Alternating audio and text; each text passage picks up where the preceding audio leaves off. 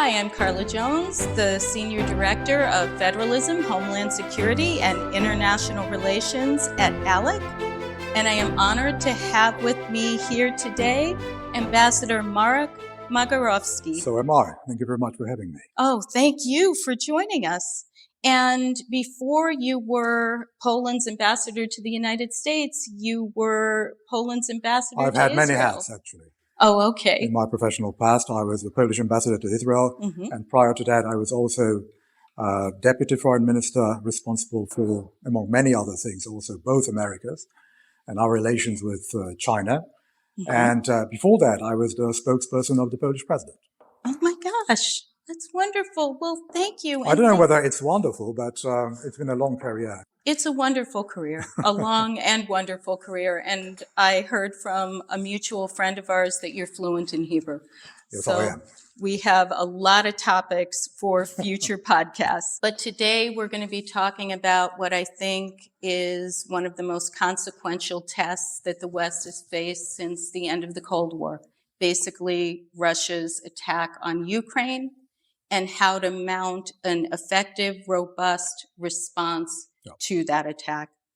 With respect to that war, a lot of Americans have absolutely no idea how much our global partners are doing to help Ukraine in the war effort. I saw this firsthand when I took a delegation of ALEC members to Germany, and they were shocked by how many Ukrainian refugees Germany had accepted. They had never heard of Zeitenwende. So just so our listeners understand how much our allies are helping so that we don't feel like we're alone in this fight. Can you tell us about the refugees from Ukraine that Poland has welcomed and describe the impact that's had in your country? But firstly, to your point about that we are now experiencing and we are facing together, I think it definitely is a test for the unity of the Western Alliance, or to use a broader definition, for the cohesion of the free world. And I'm using this term deliberately, recalling vocabulary we were using during the Cold War. It was a clash of the free world and Soviet Union, a communist regime based on oppression, based on lack of freedom of speech, and many other things that we shared at the time. Not as a country, because Poland was on the other side of the Iron Curtain, as you perfectly remember. We formed part of the Soviet bloc. But as a nation, we always aspired and we always had the ambition to become part of the West. And that's why I do believe that there are some values which still unite us. And talking about the Western Alliance and talking about the free world, I think that this is a kind of a déjà vu situation for many of us. A new Cold War, we are again confronted with pure evil. And again, this is a term I have been using abundantly in my talks here as Polish ambassador to the United States with my American partners, with all my American interlocutors. The humanitarian crisis that you have just mentioned is, of course, one of the most crucial challenges we are facing today. We have taken in millions of Ukrainian refugees, especially at the beginning of this conflict. Many of them have integrated perfectly into the Polish society, and they decided to stay in our country. And we would have to combine actually two figures. Before the war, we had roughly 1.5 million Ukrainian refugees, Ukrainian economic migrants, actually, who had arrived in Poland before the beginning of the hostilities, and they worked and lived in our country with their families.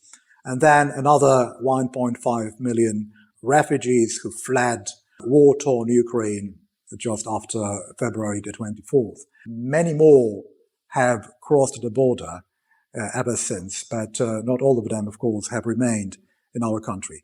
On the other hand, they enjoy benefits, social welfare. But on the other hand, many of those Ukrainian refugees just say, upon arrival to Poland, that they don't want Polish authorities to take care of them and of their families. They want a job, and they get a job, because the unemployment rate, luckily, in our country is ridiculously low, so we can even physically absorb subsequent waves of Ukrainian migrants. This has quite obviously had an impact on Poland's economy, but our economy, in spite of the pandemic and in spite of the of the aftermath of war in Ukraine remains robust, very dynamic. I mentioned the unemployment rate. The economic growth is equally impressive. So I think that both Polish citizens and also those Ukrainian migrants or refugees can enjoy a very positive and a very business-friendly environment in our country. So it is not a burden for our economy. On the contrary, the Ukrainian migrants and refugees have enriched our society and our economy.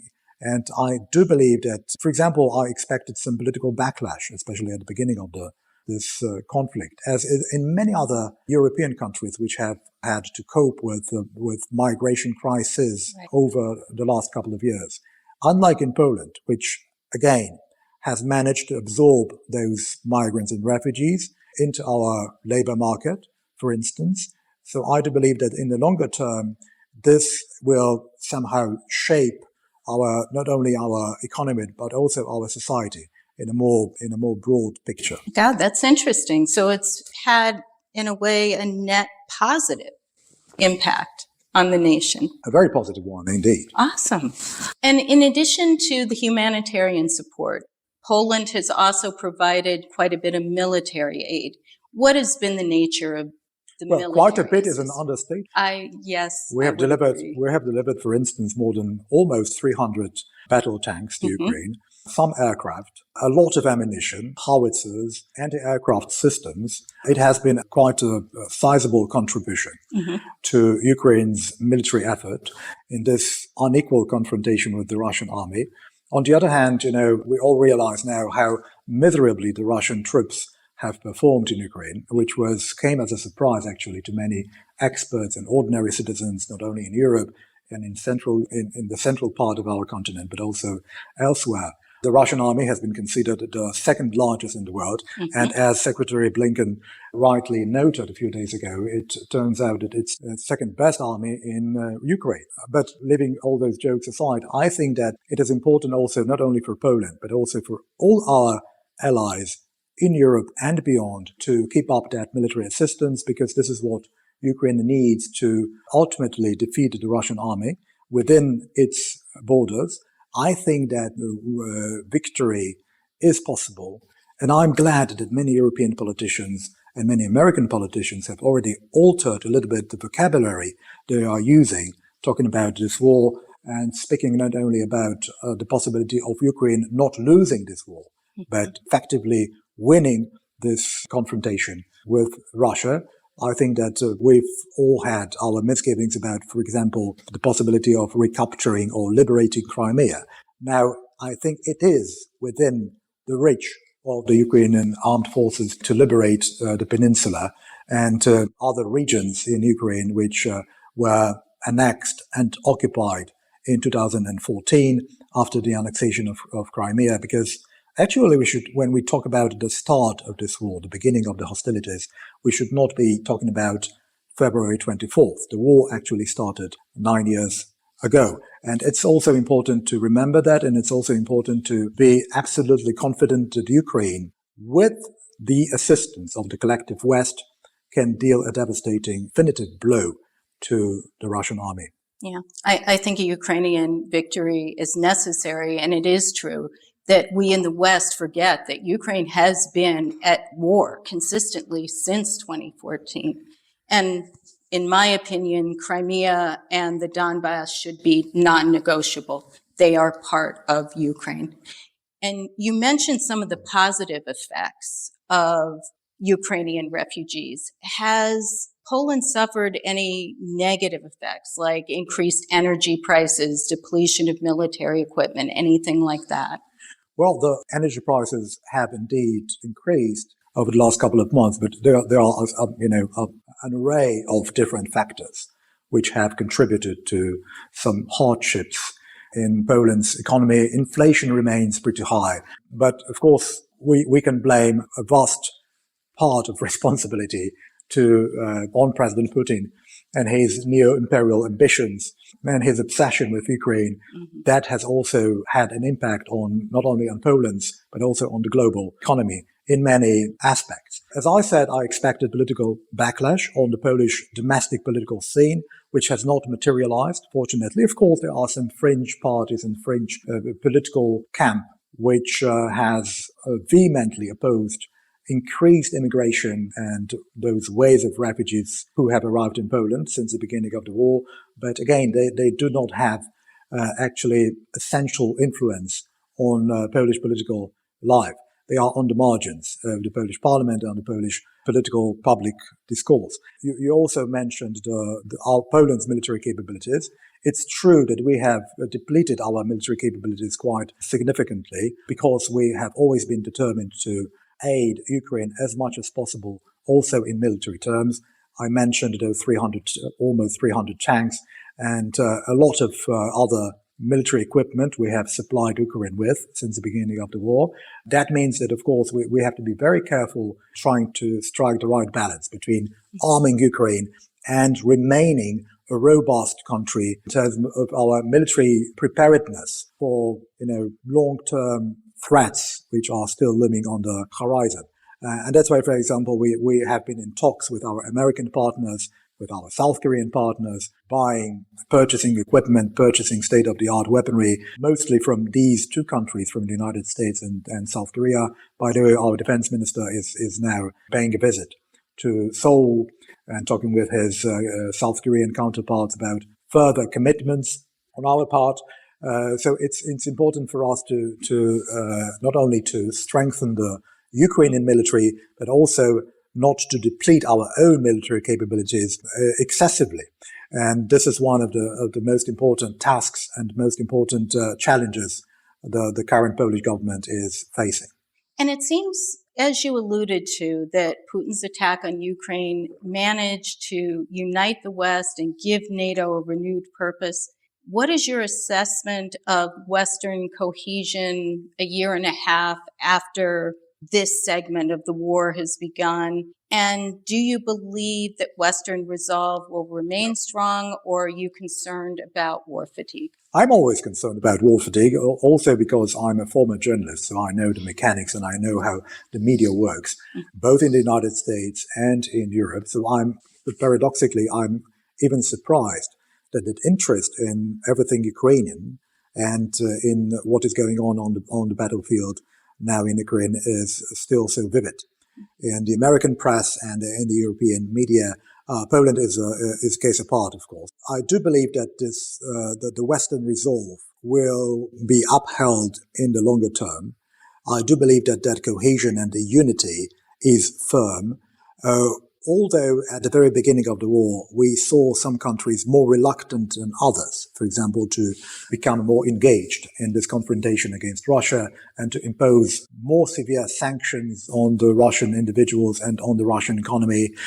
Now, it seems to me that we are witnessing a certain realignment of political positions. Just until recently, I've had the impression that there are some countries in Europe which understand Russia, contemporary Russia, and Putin's Russia much better than others.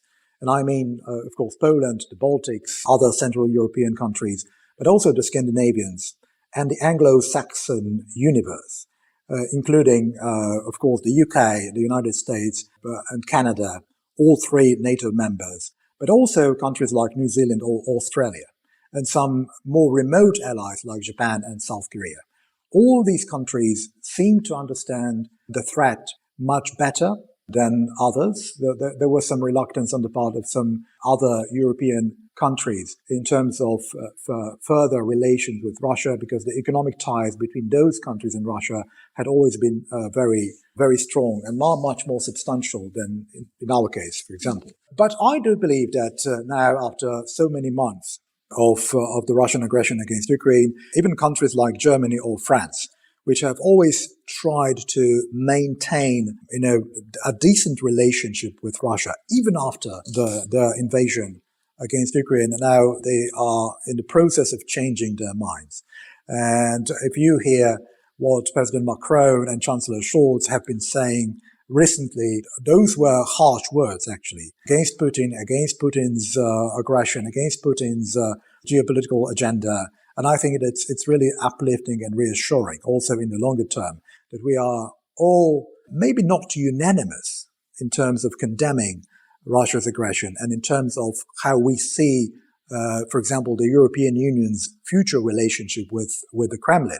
Nevertheless, I think that we are going in the right direction now, collectively. Wonderful.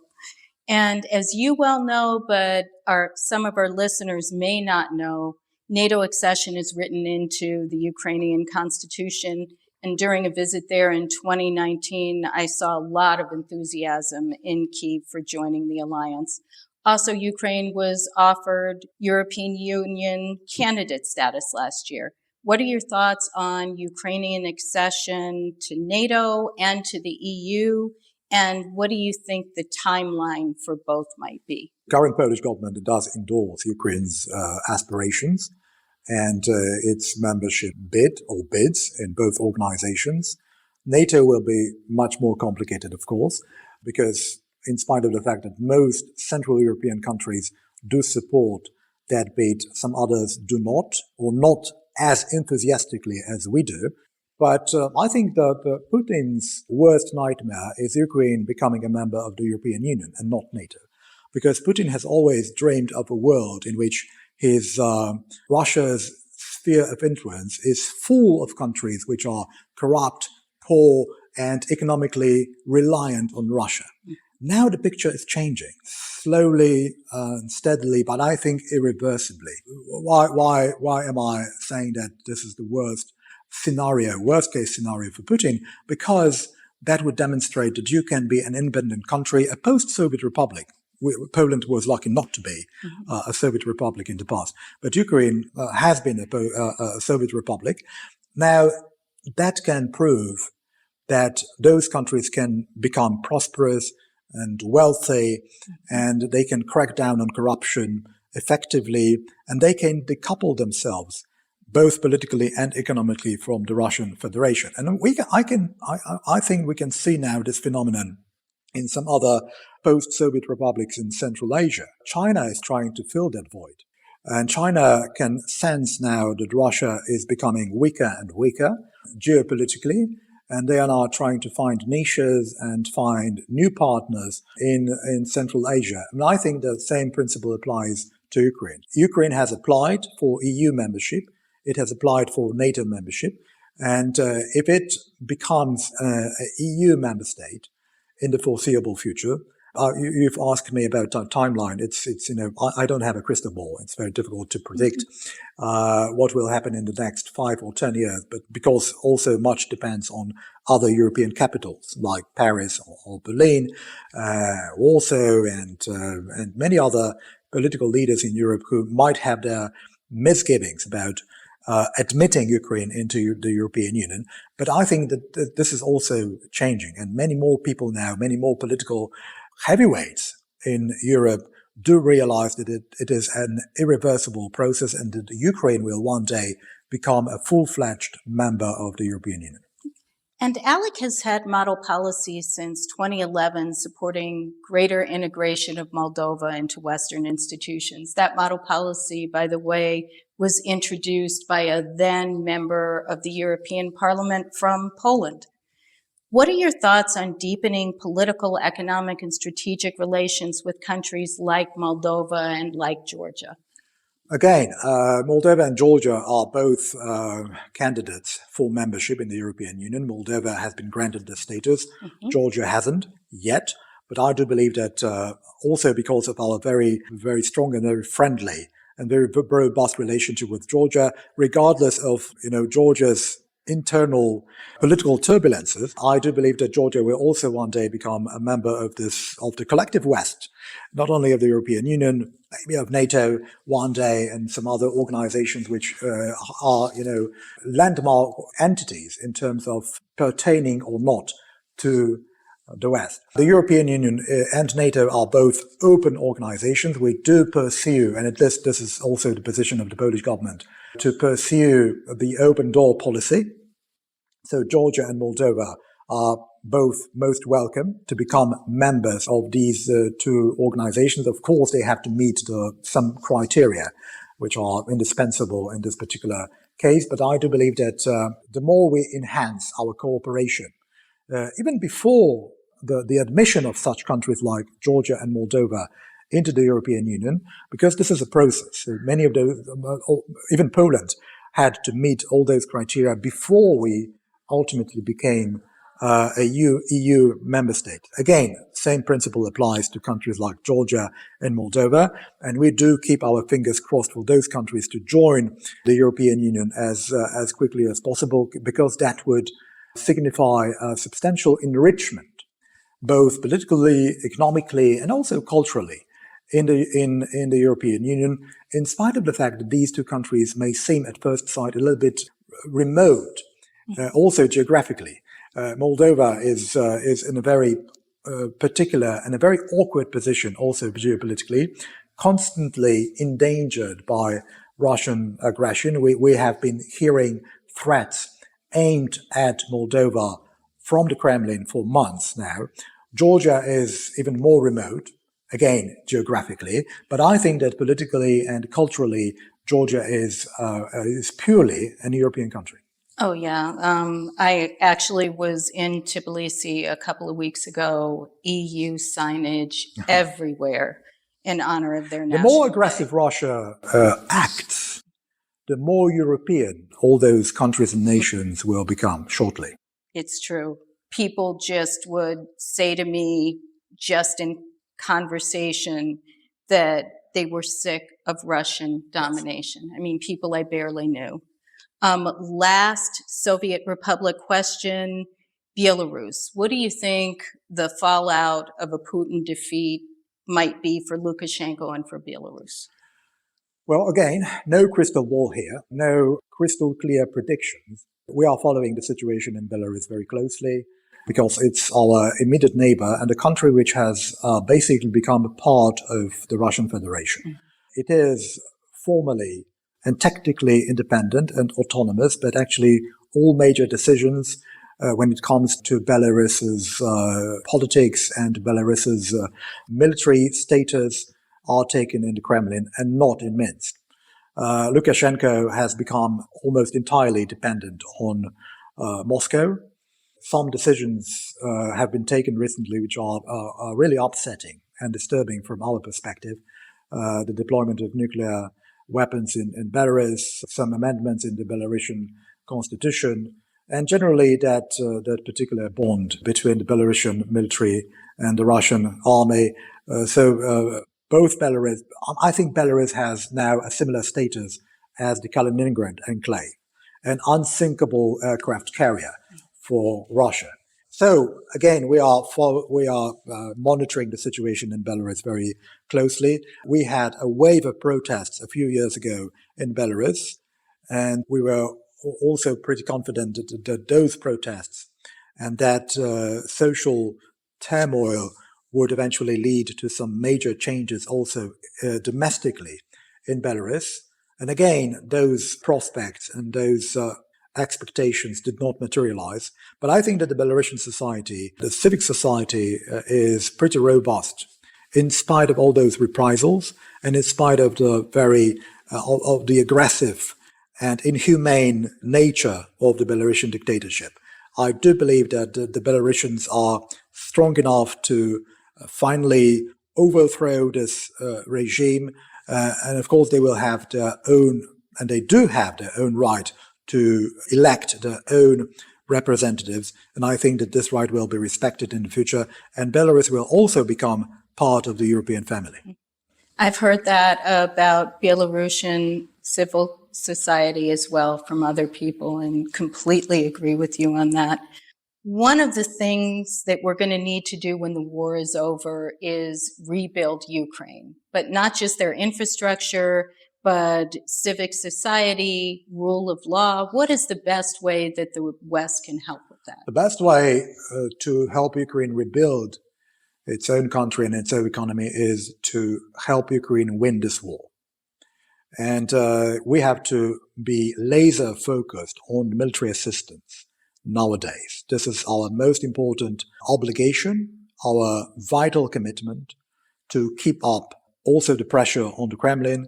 And I believe that one of the most important things is to remember that we have to hold the Russian political leaders accountable for all those war crimes they have committed or they have ordered to commit on Ukrainian soil so far. The dam in Novakhovka was blown up yesterday. I think it's another instance of Russian brutality, which again someone has to be held accountable for that. If you depict that perspective in the longer term, I think it's also a very important element of the whole narrative we are trying to build around the war in Ukraine. So we have to help Ukraine as intensely as possible to defeat and to ultimately crush the Russian army in eastern Ukraine and southern Ukraine, to recapture all the territory which has been annexed and occupied by Russia since 2014.